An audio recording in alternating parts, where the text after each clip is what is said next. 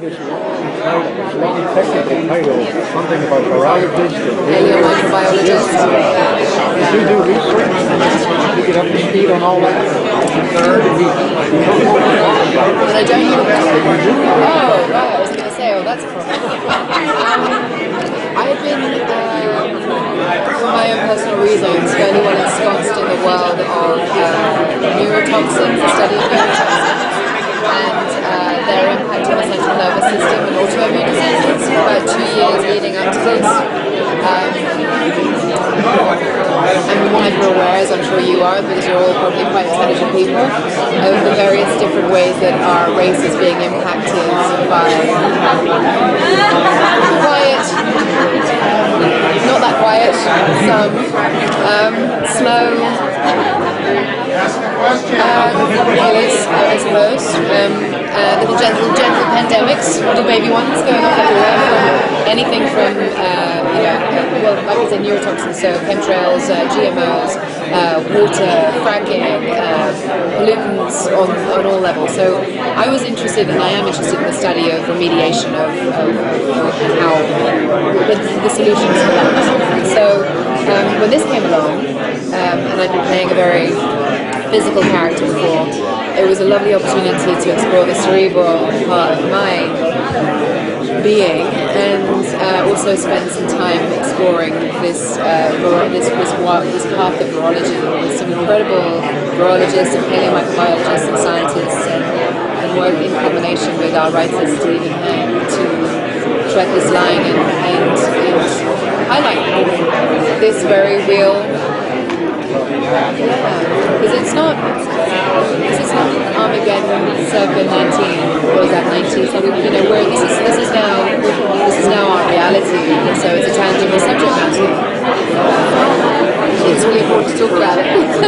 So as being on the show, has it heightened your, not paranoia, but has it heightened your awareness and made you even more, like, wash your hands all the time, kind of, you know what I mean? Has it heightened that in any way? No?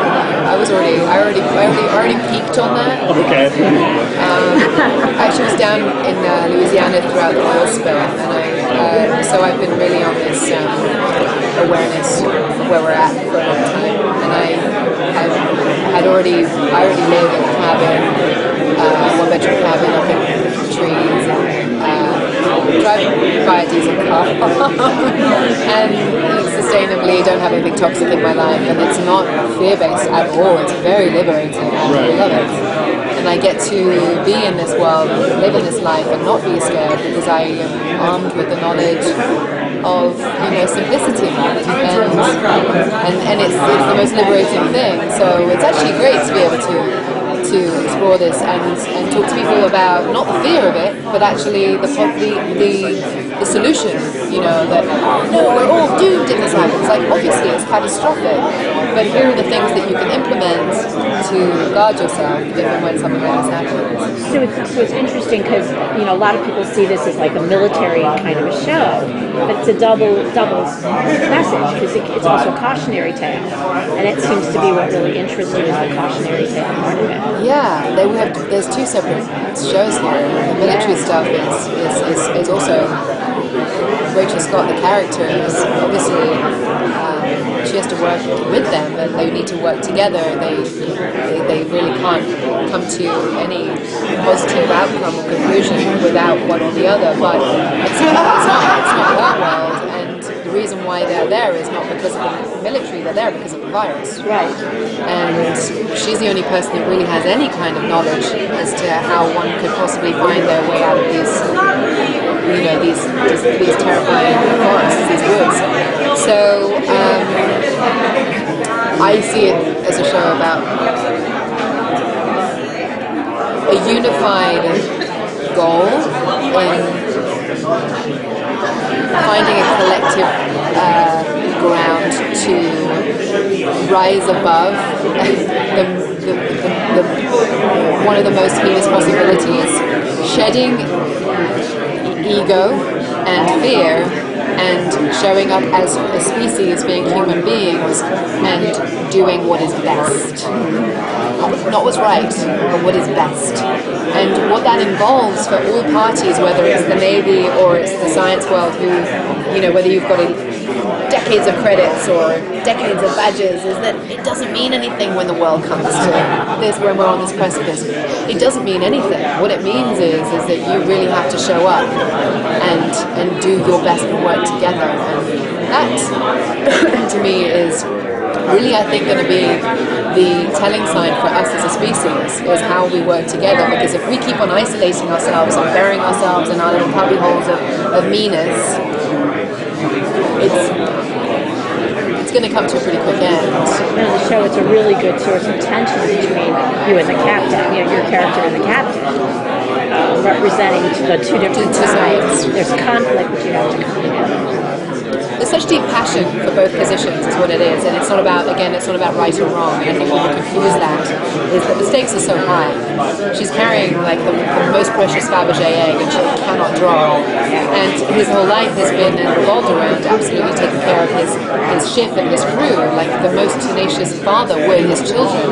And both are not going to step down from those positions, then they have to run at parallel lines with that. But the goal is to try to find a bridge and to try to veer in the same direction, closer together, and hopefully, holding hands, And there's this wonderful respect, I think, that they have for each other's tenacity, for each other's focus, and that can be misconstrued as conflict, but it's actually, to begin with, it's just about understanding each other, because they're such foreign creatures. This captain of a ship and a suit and a thing, and this linear way approach to, well, if you do this, it has a cause and effect, and the quantum physics of everything in the military, is that, well, you do this and then that happens. But science is like, well, it's a bit of a sort of hot luck. Well, you do that and then that might happen, but it might not. So that their worlds are, he's very linear and she's very fluid, and so there's that wonderful difference in their temperatures and their textures and their movements, and I love that about them. Do you ever think they're going to let you off the ship and go on a mission? Their goal is to protect me and fight me. Yeah, I don't know. I'd like to. I'd like to see you in action. She's had a taste. A little bit. They thank you. I'll tell them that. I know people have said that. I've seen that people are like, when's she gonna get out her AK? We'll see her reload, Max. It would be a flaw in the story, and everyone would be up in arms if they did. That's the thing, it's a catch-22. They were already upset that they let Eric off, the first and second off the ship, the captain and Adam off the ship last week. Furious. So if they let me go, unless she escapes. But I did in episode, where was the one I got off the boat? Yeah. But I had to ask, there was one version where she just went and did it, and then the Navy said, no, she has to ask permission. So then I'm like, please can I go? Real quick, since we're at Comic-Con, how's your superhero alter ego? Are you cape or no cape? I love a cape. I think you would probably, of everybody, wear the cape the best. I'm partial to a cape. I ride around my neighborhood with a cape on my bicycle sometimes, but I'm more of a fan of wings. Oh, see? Yeah. I think wings trump cape. And I would be Gelfling. Wow, Yeah. nice. The two Halloweens now, I have Gelfling. Yeah, I can see that. Oh, yeah. Did you see it when they played at the Hollywood Cemetery, Dark Crystal? No. But now that's all I can see right now. I love it. Oh my god, the Dark Crystal is amazing. And that's all I can see as right now. I will. If you're ever gonna, this is the if you play at Comic-Con and you have not seen the Dark Crystal, I wouldn't say that out loud to you. Alright, I'll make sure. Thank you. Frank Ross and Jim Henson's first ever collaboration. Yeah, it was amazing. And second to Fraggle Rock, it's Jim Henson's favorite. It's the thing he's most proud of. It's a stunning piece of work. First thing when I get home. Rhona, can I get a straight on shot? Thank you. Thank you so much. Thanks so much. Lovely talking with you guys. I hope you enjoy the rest of the season. Thank you. Dark Crystal homework.